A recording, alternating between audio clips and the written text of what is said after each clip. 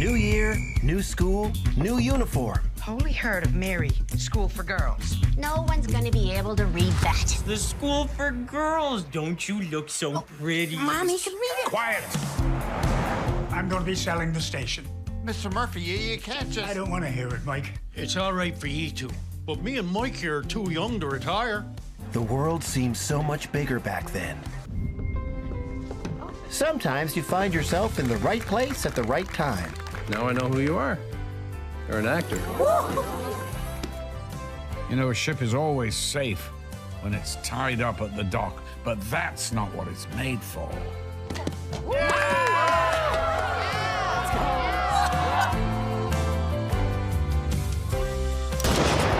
Like a ship on the ocean, if you don't get lost, you'll never be found.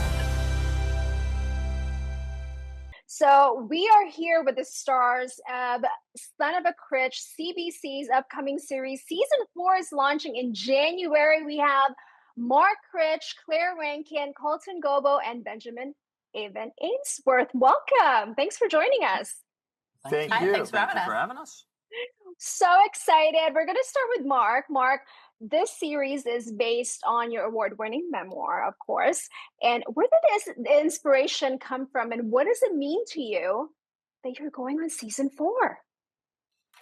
Well, you know, it's interesting. A lot of these things are just stories I would tell friends or that would come up. And I've always, you know, tried to make an entertaining story out of it. And then eventually that became a book. And then my good friend Tim McAuliffe, who was a writer for shows like The Office, said, we should make this into a TV show. And we did. So it was really Tim. A lot of these were stories I would tell his mother to make her laugh. And then it became all of this. But really, at the start of every year, you know, it's season 4. The great thing is each season is a different school year for young Mark. So you just go back to the memories, things you learned in and around that time, come up with 13 core memories that are going to be the spine of each episode, and then build from that. So it's been wonderful getting to act out my memories with these wonderful people. Yes, and hopefully many more seasons to come, right? That's what we're hoping for. Hopefully, one day, we'll recreate this interview in season 42. I like the sound of that. Thanks so much. Now, Benjamin, can you walk us through that moment when you got the phone call that you're going to play the lead role for this show? Yeah, it feels like so long ago now, 4 seasons in, but I remember the auditioning process and just getting these scripts through and reading them and just being kind of enamored and just it felt really unique, but something you can relate to, and even though it's set in Newfoundland, it resonated with us when we were reading these scripts even then, and auditioning and just getting that call. It was like, I don't know, it felt like kind of the start of like an adventure almost, like getting the scripts through and realizing, oh God, I get to be a part of this show, and then further on from that, I got to be part of chemistry reads. So Sophia Powers, who plays Fox, I remember being on Zoom and being part of her auditioning process too. So it was fun to be a part of, and Claire too. Yeah. I remember we had that chemistry read, and so getting the call, the idea that okay, we embark on this 13 episode season, and maybe it can evolve into what it is now, which is sitting back, you look, we did that one season, and now we're in 4, so it's it's funny, just that one moment, and now we've got all of this. Yeah. And you're literally growing up in this season. That's what you play, and you're growing up with it. It's so fun to see. Now, Claire, you play Mary on the show. Mm-hmm. Tell us what you like most about your character. Is there a little bit of Mary in you? Oh, I think there's a lot more Mary in me now than there was when I started. I'm hoping I'm getting it by osmosis. Because if I could be just like Mary in a lot of ways, I would think I'd be very happy with myself. Yeah, I do think that there's a little bit more of each of us. Mark has actually just basically turned all of us into like little bits and pieces of people that he's known for years in all these different ways. But I don't think you can help but start to take on the best characteristics and try and apply them to your own life. You know, I love how fierce she is. I love how she speaks her mind. And I think there's a piece of that I wanted to take for my own life as well, maybe be a little more outspoken, a little more forthright. And I think it's kind of a wonderful thing. I'm sure you guys have taken bits and pieces of things as well, right? Yeah, and all of those lessons that pop gives you, and you know, those moments that are actually like, you know, it would be smart actually to take them on. Yeah. We're all funnier now. We're all funnier than we were. For sure. We all have better timing. Marcus taught us all better timing, for sure. Well, I know Mary's going to get into some very important topics this season. We'll talk about that in a little bit and dive into that in a little bit. Colton, you play Mike Jr. How would you describe your character in 3 words? This is straight from the horse's mouth, the horse being Mike. The real deal. That's my cop out anytime I get that question now, because who's gonna argue it? It's straight from him. So that's what I gotta say for that.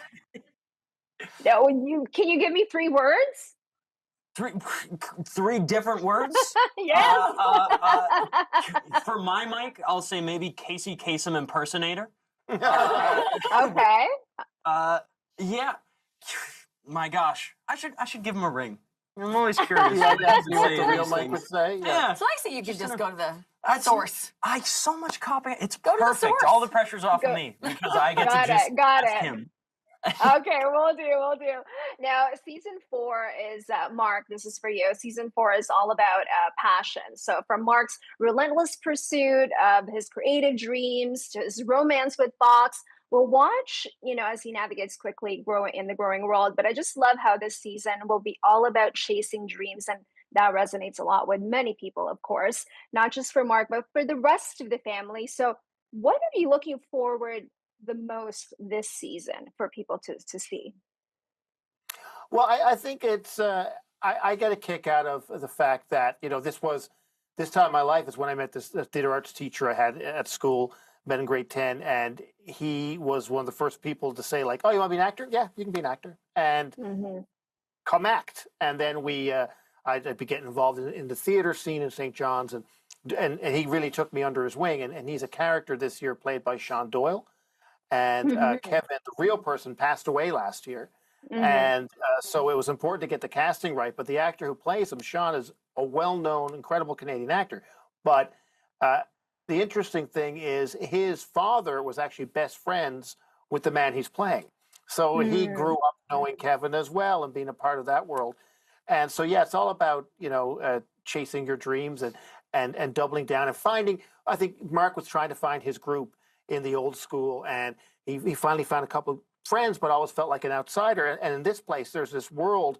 This school is so big that he can kind of disappear into this world in the theater arts class and really feel like this is his safe place. This is a place where everyone gets him, and he's taken seriously, which is a wonderful thing at that age. When I found that, it was wonderful.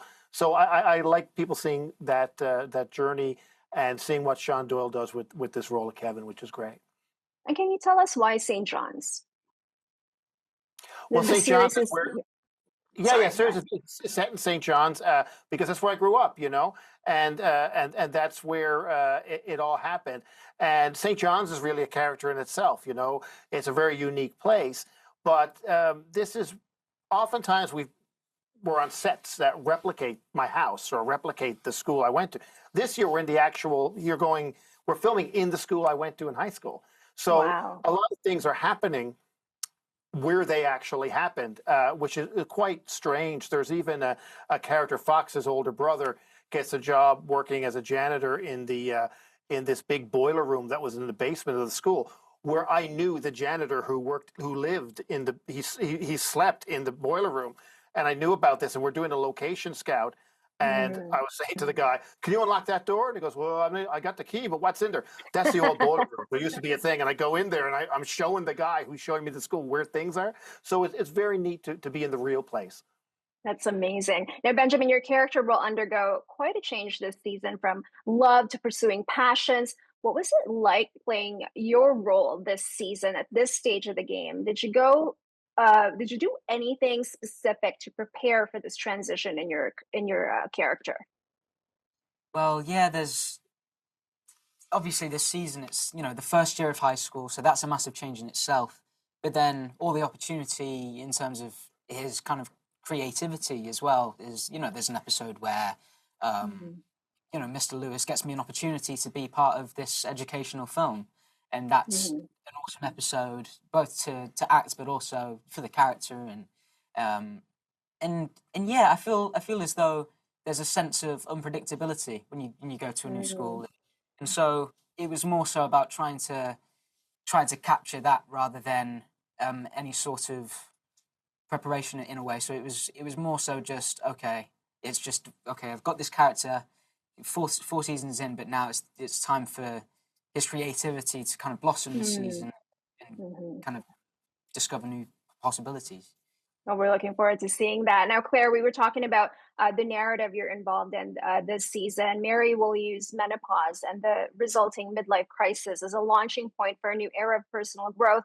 Now, we're more aware of this topic, menopause. This is we're now creating more awareness than before. What does it mean to you to be a part of this narrative, like your character being a part of this?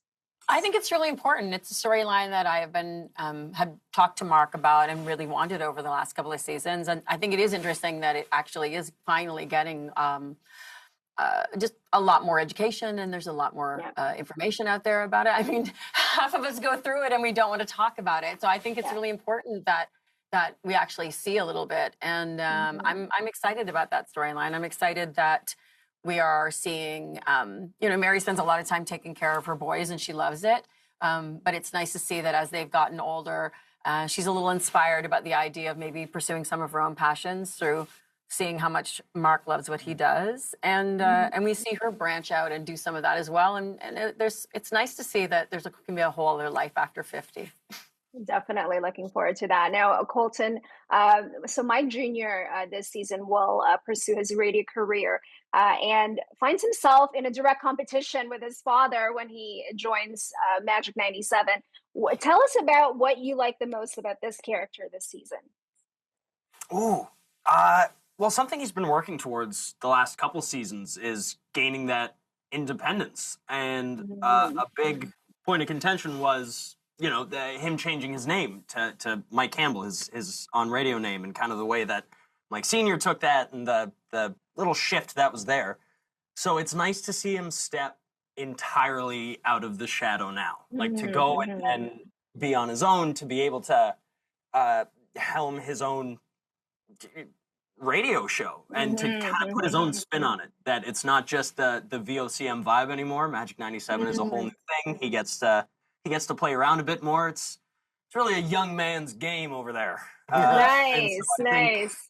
I think he ends up right where he's supposed to be. That's amazing. Now, I have about a minute and a half left, you guys. We're going to do some rapid fire questions to wrap this up. Mark, ready? 3 biggest pet peeves, Mark. My 3 biggest pet peeves? Wow, 3. My first one would be wishy-washy people, pick a lane. My favorite Bible verse is, be thee hot, be thee cold, be thee lukewarm, and I shall spew thee from my mouth. Meaning, make a decision. I don't like the sound of someone slurping something through a straw when the drink is done. It is over. Same. Stop doing that. And, we're learning things right now. Yeah.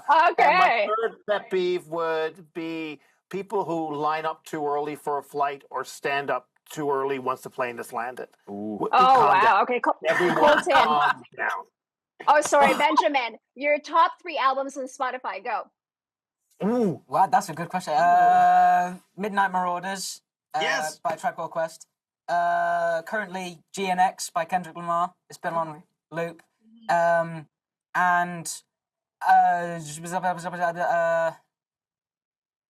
what else is? Yeah, Things Fall Apart. The Roots. Nice. Okay, Claire. Don't ask me that one. 3 celebrity crushes. 3 celebrity crushes? Yep. Oh God, that's hard. Okay, Ryan Gosling, because who wouldn't? And I have known him since he was like really young. And he was the nicest boy ever. Meryl Streep, because she is everyone's goddess. She's Meryl Streep. Because she's Meryl Streep. And who's my third celebrity crush? Ooh. I might have to keep that one a secret. Okay. We'll I think I've only got two for you.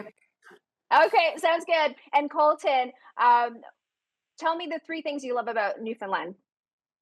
Ooh, food, people, nature. Got it. Great. It was rapid fire. For you, you are rapid fire. You got, yeah. I loved it. That's definitely rapid fire. Thank you guys so much. Congratulations on season 4. I'm being kicked out now. Thank you. So great meeting you. Thank you. You're wonderful. Thank you so much.